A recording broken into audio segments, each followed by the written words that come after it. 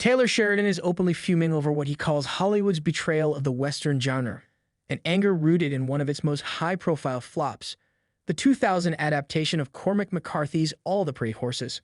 The film, directed by Billy Bob Thornton and starring Matt Damon and Penelope Cruz, saw production drama compound into disaster. Originally envisioned as a sweeping poetic epic, the movie was slashed from its 3-hour-plus director's cut to under 2 hours, and its haunting score by Daniel Lanois was replaced with a conventional Western pastiche by Marty Stewart. The changes were driven by studio interference. Miramax, led by Harvey Weinstein, demanded the cuts to commercialize the film as a youthful romance, a marketing shift Gavin called akin to baking a souffle and chopping it in half. The result was catastrophic. With a budget of $57 million, the film grossed just $18 million worldwide and received mixed to negative reviews. 32% on Rotten Tomatoes, criticized for its flat pacing and watered-down narrative. Critics and audiences alike lamented that both McCarthy's layered themes and the film's emotional core were lost. Damon, visibly upset, chastised Weinstein for baking a souffle, only to chop the thing in half. Given Sheridan's own reverent stance toward Western storytelling, this adaptation strikes a deep nerve. Sheridan rose to fame with scripts like Sicario, Wind River, and Hell or High Water, and with the success of Yellowstone and its prequels 1883 and 1923, he's become arguably the most influential Western storyteller of his generation. He has made clear, Westerns deserve authenticity, not superficial repackaging.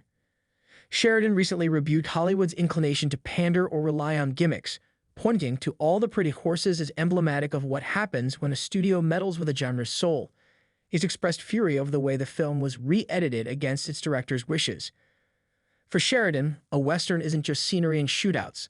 It's about rigor, the trust between rider and horse, the emotional resonance of wide-open landscapes, and the moral weight of personal codes.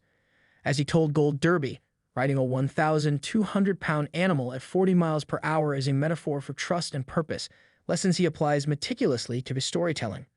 That philosophy led Sheridan to train his Yellowstone cast in authentic ranching and riding techniques, eschewing Hollywood horse cliches in favor of lived realism. He views Westerns as fragile and easily mishandled, lamenting that Hollywood's experiments, whether trim cuts or alien crossovers, has suffocated the genre. Sheridan's critique isn't nostalgia, it's a rallying cry. He believes Westerns thrive when they embrace their brutal beauty and internal moral struggles, not when they're sanitized for broader appeal. The Western genre wasn't dead, it was just diluted by low-quality versions, he said, underscoring that the core genre endures when its integrity is honored. The All the Pretty Horses debacle is a cautionary tale for Sheridan. Meddle with a director's vision, and you don't just damage a film. You dishonor a literary legacy. McCarthy's novel is revered for its haunting reflection on youth, loss, and the vanishing West. To strip away its narrative depth is, in Sheridan's view, a crime against the genre. Now Sheridan is channeling that anger into his own projects. Yellowstone has become a modern Western cornerstone, rounded, character-driven, and unapologetically authentic. His prequels, 1883 and 1923, take that ethos further, diving into historical realities with emotional complexity and cinematic intimacy. His fury over All the Pretty Horses isn't merely reactive. It's purposeful. Sheridan wants to prevent another Western with potential from being flattened by globalization, marketing ploys, or studio interference. He's making a statement: treat the genre with respect or watch it tumble into oblivion. In doing so, Sheridan positions himself as guardian of Western storytelling, bridging McCarthy's existential prose with audiences hungry for solemn, sprawling narratives. For Sheridan, if a Western is worth telling, it's worth telling right.